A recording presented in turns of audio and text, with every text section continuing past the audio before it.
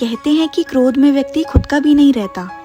क्रोध में व्यक्ति अर्थहीन बातें करने लगता है। शास्त्रों में क्रोध को मनुष्य का सबसे बड़ा शत्रु माना गया है। ऐसे ही क्रोध और आंधी बिल्कुल एक समान है। दोनों के शांत होने पर ही पता चलता है कि नुकसान कितना हुआ है।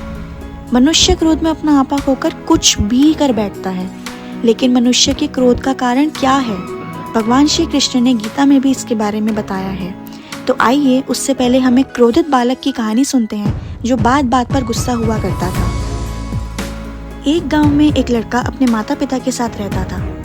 इकलौती संतान होने के कारण वह माता पिता का बहुत लाडला था। उसके माता पिता उसे चाहते तो बहुत थे, लेकिन उसकी एक आदत के कारण हमेशा परेशान रहते थे। वह लड़का बहुत क्रोधित स्वभाव का था। उसे छोटी छोटी बातों पर क्रोध आ जाता था और वह तैश में आकर लोगों को भला बुरा कह देता था। इसलिए पड़ोसी से लेकर स्कूल के दोस्तों तक ने उससे किनारा कर लिया था। माता पिता ने उसे कई बार समझाया, लेकिन उसके स्वभाव में बदलाव लाने में वह असमर्थ रहे। एक दिन पिता को एक युक्ति सूझी। उन्होंने उस लड़के को अपने पास बुलाया।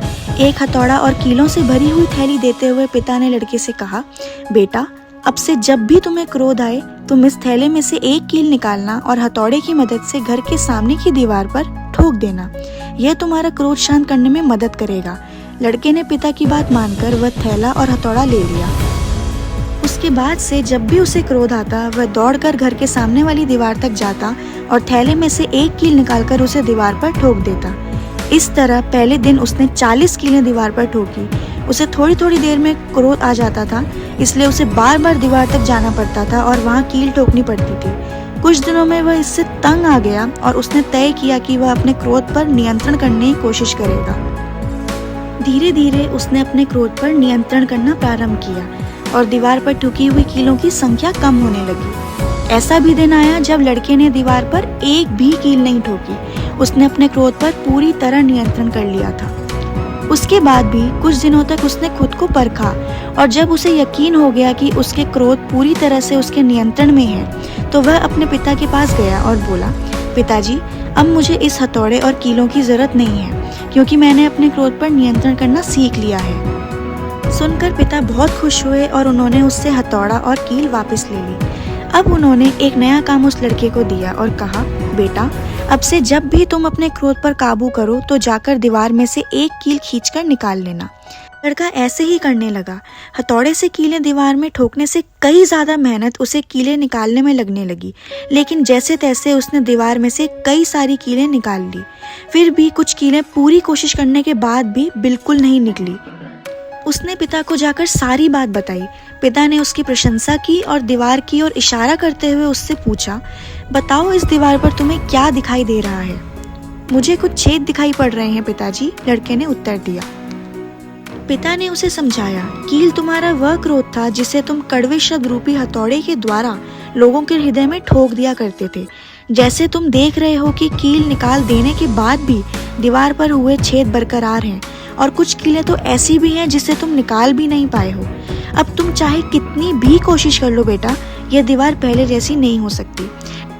ठीक उसी तरह क्रोध में हमारे कड़वे शब्द लोगों के हृदय में रह जाते हैं और तमाम प्रयासों के बाद भी पूरी तरह से समाप्त नहीं होते हैं। इसलिए क्षणिक आवेश में आकर गलत शब्दों का उपयोग कर दूसरों को चोट मत पहुंचाओ। तो इस कहानी से हमें ये सीख मिलती है, शब्द रूपी बाण लोगों के दिल पर आघात पहुंचाते हैं, इसलिए क्षणिक आवेश में आकर गलत शब्दों का उपयोग कर दूसरों को चोट बिल्कुल नहीं पहुंचानी चाहिए।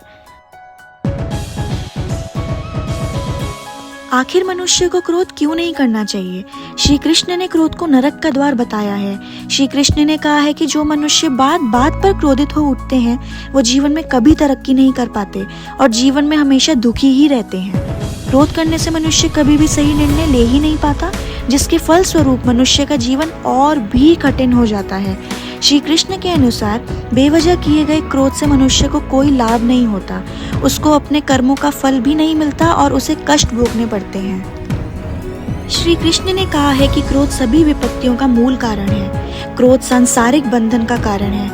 भगवान श्री कृष्ण ने क्रोध को धर्म का नाश करने वाला बताया है, इसलिए मनुष्य को क्रोध का त्याग कर देना चाहिए।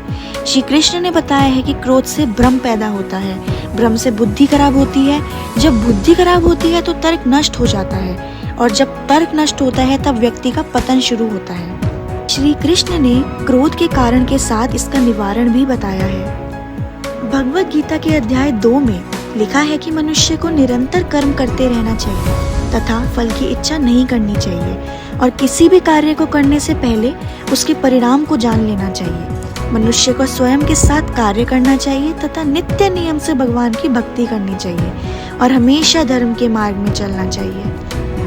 कहावत है कि गुस्से की आग पर धैर्य का ठंडा पानी डाल दो। क्रोध और जल का बड़ा गहरा संबंध है। दोनों की तासीर एक जैसी है। दोनों नीचे की ओर ही बहते हैं। अगर ऊपर उठाना हो तो प्रयास करना पड़ता है। पानी कभी अपने आप ऊपर नहीं चढ़ता, उसके लिए बहुत जोर लगाना होता है। वैसे ही गुस्से में इंसान के विचार गिरने लगते हैं। वो जो भी सोचता है उसमें क्रोध समाहित होता है। लाभ और हानि का विचार नहीं रह जाता। इस कारण इंसान अपने विवेक से गिर जाता है, क्रोध के साथ बह जाता है।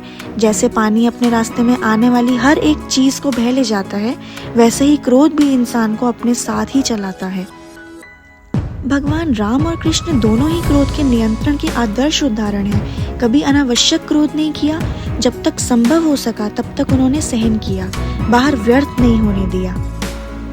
क्रोध से सिवाय विनाश के कुछ नहीं मिलता है। अतः भगवान का आदेश मानकर क्रोध का आज से व अभी से ही त्याग कीजिए। भक्ति में मन लगाएं, सब ठीक हो जाएगा।